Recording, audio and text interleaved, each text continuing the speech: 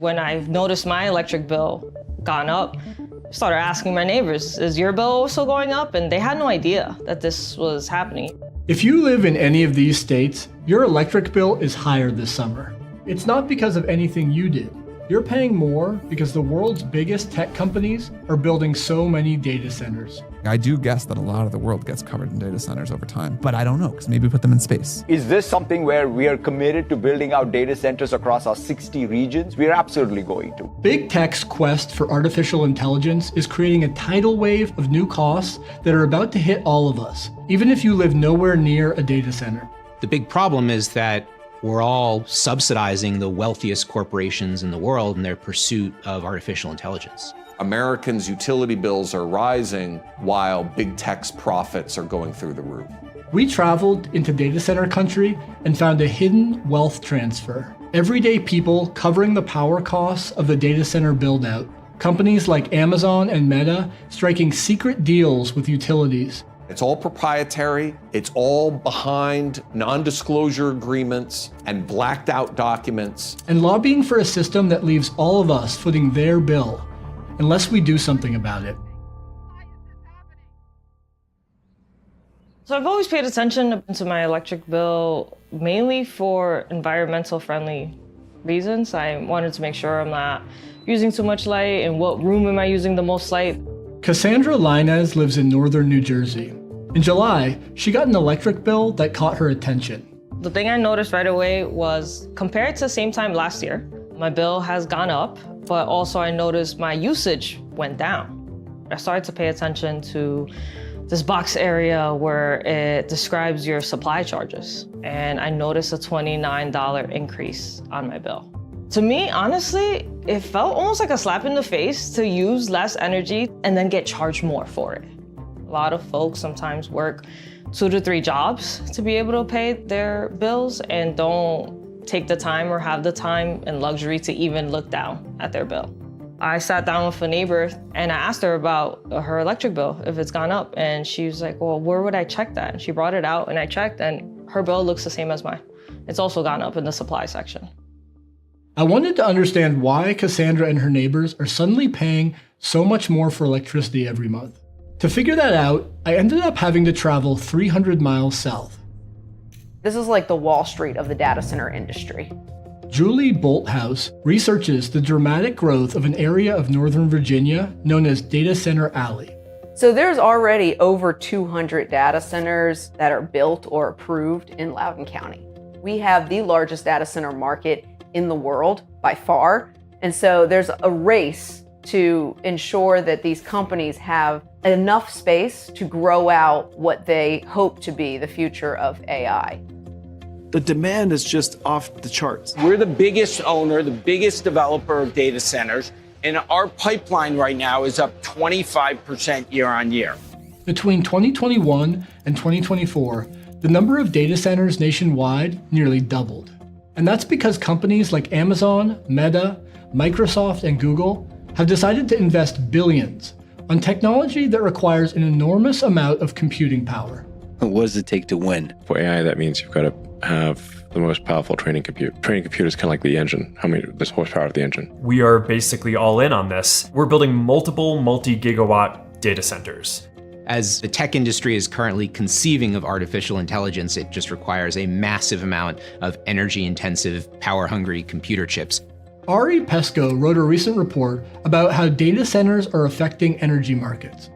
We've seen announcements from Meta and from OpenAI that they intend to develop 5 gigawatt data center campuses. I mean, just to, I guess, put this in perspective, I think a gigawatt, it's like around the size of like a meaningful nuclear power plant only going towards training a model. These AI development companies want to get these gigawatt-sized facilities online. They want many of them around the country, and they want to do it within the next few years. In 2025, the tech industry is expected to spend about $475 billion on data centers, up 42% since last year. Today, data centers make up about 4% of US electricity demand. In just the next 3 years, that's expected to triple. The United States has never generated more electricity in our history than we are today. The problem is, is that data centers are bursting through the envelope of energy demand, and we're seeing record energy demand almost entirely being driven by data centers. Tyson Slocum works on energy and utility issues at Public Citizen. And so let's take an example in the world's largest power market. It's called PJM. It covers 13 US states from Illinois to Washington, D.C. About 65 million Americans live within its footprint. Many factors determine what we pay for electricity, but to understand how data centers are making it more expensive, it's important to know that the price that utility companies pay for power is set in regional markets. The biggest of those is a market known as the PJM. They had a big, what's known as a capacity auction last year. Last year's capacity auction broke all records. And what happened last summer in the auction is the prices went up by 800%, a massive increase in costs. David Lapp represents ratepayers in Maryland, another PJM state. He explained to me that when utilities have to pay a higher capacity price, they pass it on to consumers in the form of supply charges. According to the PJM's independent monitor, data centers were responsible for 63% of last year's price increase. We saw customers with bills $900, over $1,000. It's unfathomable that they are having to pay higher rates to support wealthy corporations building data centers.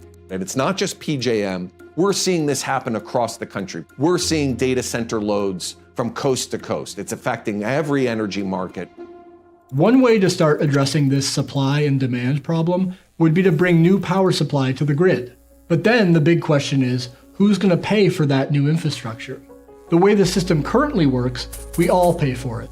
So the utility business model is more than 100 years old, and it was designed to spread electricity service at the beginning of the 20th century.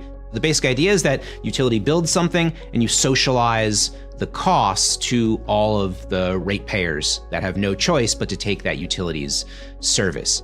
The cost of new infrastructure mostly shows up on another part of your electric bill, sometimes called delivery charges. Utility companies are allowed to set those charges high enough to recoup every dollar they spent building, plus a regulated rate of profit, usually around 10%. So this is a huge profit opportunity. This growth in demand is a great excuse to build the sort of infrastructure that they're very comfortable building. If you look at sort of any of the earnings calls that these companies do, they're touting data center growth in their region. To lure data centers to their service areas, utilities have started cutting direct deals with big tech. One way that utilities might attract new data center customers is by offering them a good deal on electricity. This is a competition between utilities to attract these data centers. Ari and his team looked at nearly 50 regulatory proceedings across the country about utility rates for data centers. What they found is that the deals between tech companies and utilities are typically hidden from the public, and there's good reason to believe we should be concerned about that.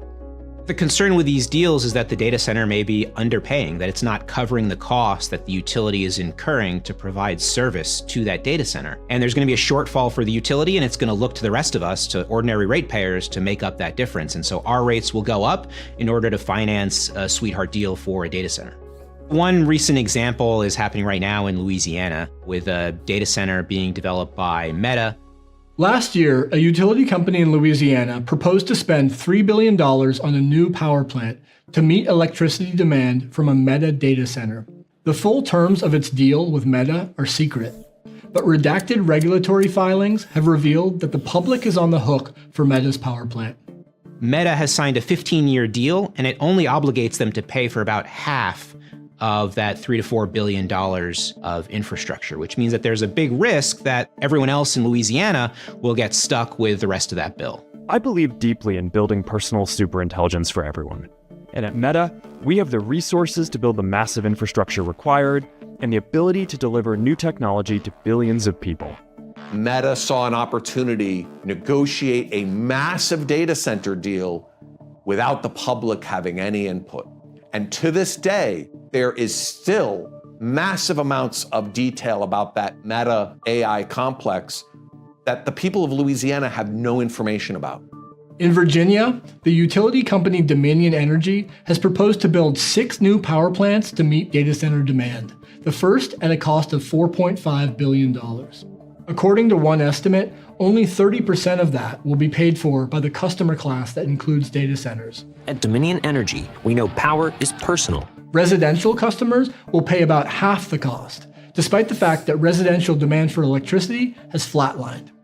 Dominion projects that average residential electric bills will more than double to $315 a month in the next 15 years, primarily due to data centers.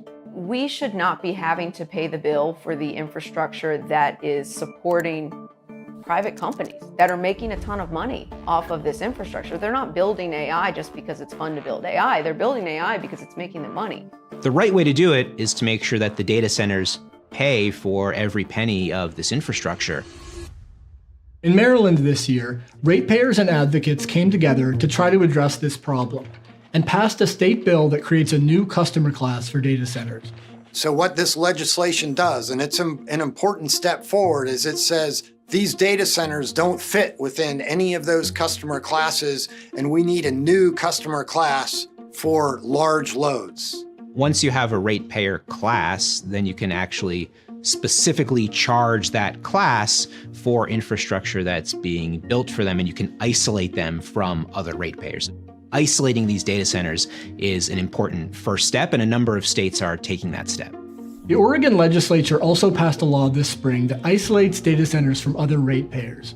But taking that step in other states will not be easy because big tech companies have other plans. A group called the Data Center Coalition is opposing these efforts at state capitals across the country. It's a membership organization made up of Amazon, Meta, Google, Microsoft, and dozens of other data center operators. And it claims that its members are already paying their fair share for power. We hear the data centers say, we welcome paying those costs, but we're not seeing them advocate for reforms where they really take on those costs. The Data Center Coalition is corporate public relations, right? They're not paying their fair share. The numbers don't lie. In the last few years, the Data Center Coalition has raised millions of dollars from its corporate members. In Virginia last year, its PAC gave over $2 million to state legislators. The investment paid off this spring when state leaders voted down several bills that would have regulated data centers.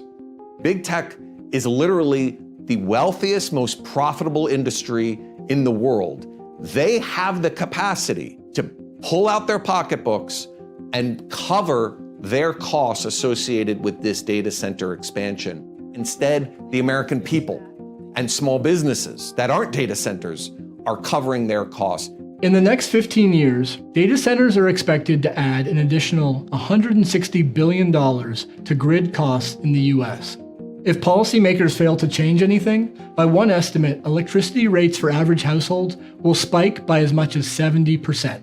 I think if the tech companies are the ones that want to do this, are the ones that are in competition with each other, want to create this open market and have this business, I think they're the ones that need to pay for these infrastructures, not myself. Thanks so much for watching our video. If you'd like to see more stories like this, be sure to like and subscribe to our channel to get more Perfect Union in your feed. And if you have ideas for other stories we should investigate, just drop them in the comments below.